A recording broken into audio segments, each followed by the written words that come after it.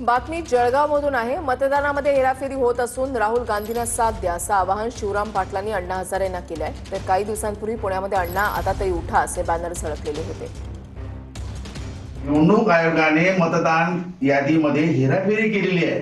ती हेराफेरी आता राहुल गांधीने शोधून काढलेली आहे, सगळी कागदोपत्री, आणि ती कोर्टासमोर, सुप्रीम कोर्टासमोर हजर केलेली आहे। राहुल गांधींचं जे आंदोलन आहे अण्णासाहेब, ते खूप चांगलं आहे।